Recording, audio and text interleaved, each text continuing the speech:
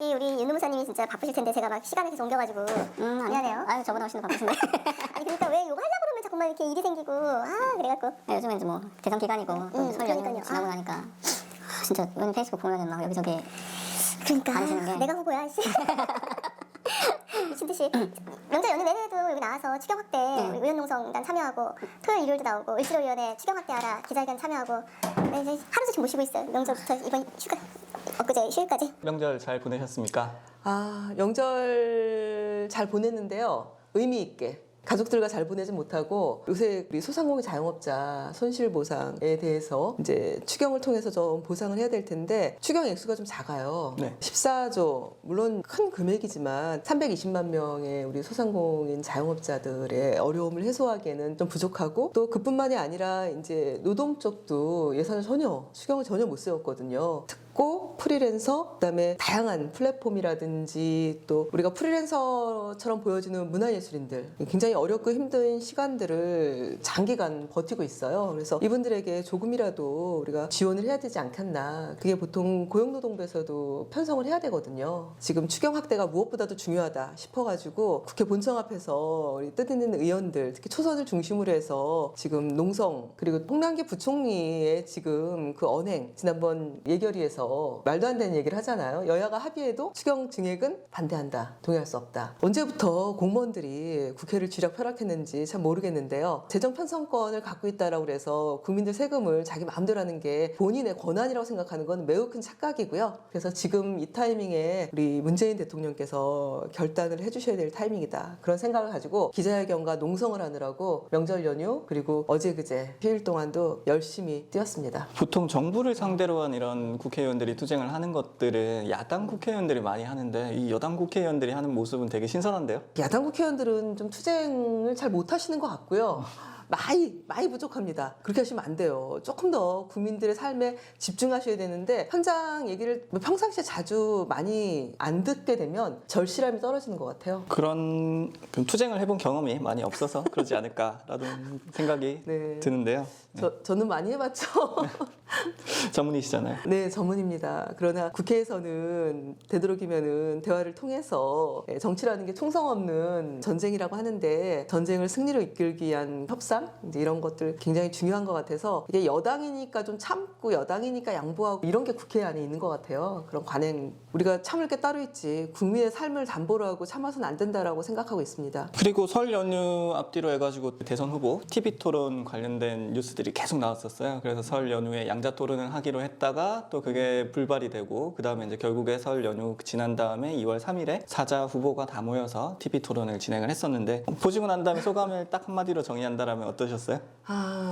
참 후보는 아무나 될 수 있지만 대통령은 아무나 되면 안 되겠구나. 네, 준비된 대통령 이재명 후보의 그 한마디 우리 노동자, 농민, 서민들을 위해서 어떤 역할을 해야 될지 굉장히 깊게 고민한 흔적들이 충분히 보여지는 그런 토론이었다고 생각해요. 저도 토론을 되게 많이 기다렸었고 그리고 이제 많은 국민들이 또 이런 정책 대결을 하는 모습들을 기대를 많이 했었을 텐데 그래도 그런 것들이 이루어져서 정말 다행이라고 생각을 하고 근데 또 이제 일부 후보가 네거티브로 계속 몰고 가는 데를 발언을 해가지고 저는 약간 좀 실망스러운 부분도 있었습니다. 이제 이거는 작년부터 굉장히 이제 오래된 이야기였죠. 윤석열 후보가 최저임금 폐지 이야기 해본 적도 없고 뭐 주 52시간 폐지 이야기 한 적도 없다라는 발언을 했는데 거짓말치지만 재수없어 당신 굉장히 기억에 남는 장면이 심상정 후보가 그 질문을 했었을 때 저게 뭔 소린가 하는 그 굉장히 황당해하는 표정을 지으면서 뭐 이런 것들은 언론에서 팩트체크를 해주기를 바란다라고 이야기를 하고 이제 성급히 마무리를 했었죠. 의원님 그때 윤석열 후보가 발언했었을 당시에 기억나시죠?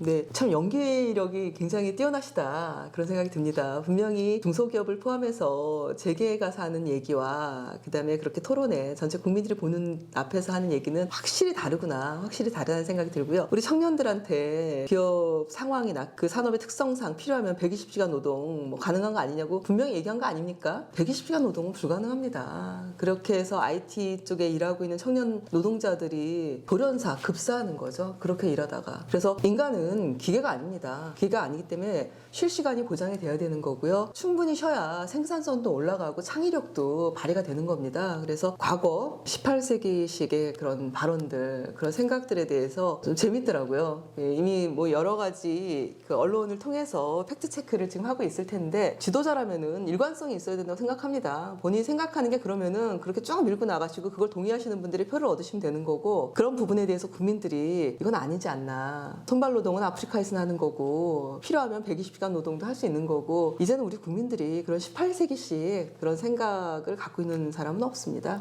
18세기에도 그렇게 일을 안 했다라는 보도들이 많이 나와 있더라고요. 그리고 그때 의원님이 이제 그 18세기에나 어울리는 철학 없는 노동관이다라고 해가지고 장문에 그런 비판을 하셨는데, 주 120시간 노동 관련해가지고 이번 토론회에서 또 변명 아닌 변명을 하셨어요. 주 120시간 노동을 언급했던 거는 이런 얘기를 하는 사람도 있더라라는 걸 소개한 것에 불과하다.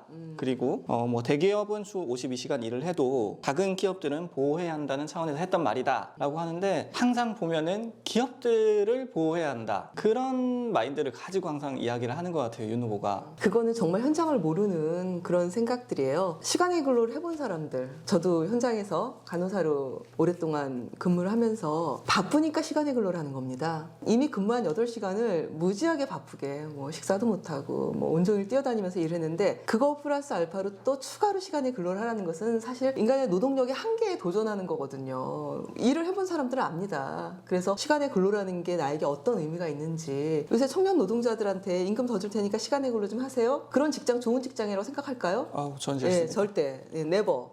네, 그래서 본인들의 시간을 충분히 자신들이 일생활 균형을 이룰 수 있는 그런 직장을 선택하는 청년들의 트렌드를 봤을 때도 그런 생각을, 시간의 근로라는 게 그냥 책상에 앉아서 누구에겐가 업무 지시하고 이렇게 일하시는 분의 시간의 근로는 금전으로 연결되고 뭐 뿌듯하고 좋으실지 모르겠지만, 내 몸을 움직여서 정말 미친 듯이 일하는 현장의 일반 노동자들은 1시간 더 일하는 거, 2시간 더 일하는 거 사실 굉장히 피곤하고 힘들거든요. 그래서 이미 체력의 한계를 느낀 상황에서 어쩔 수 없이 시간의 근로를 하는 분들한테 차마 할 소리는 아닌 것 같습니다.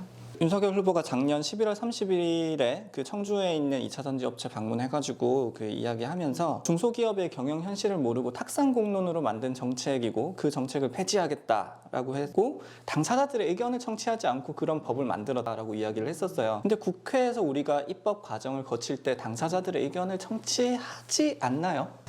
그거는 진짜 국회를 몰라도 너무 모르는 그런 얘기입니다. 이해 당사자들의 얘기는 당연히 청취하고요.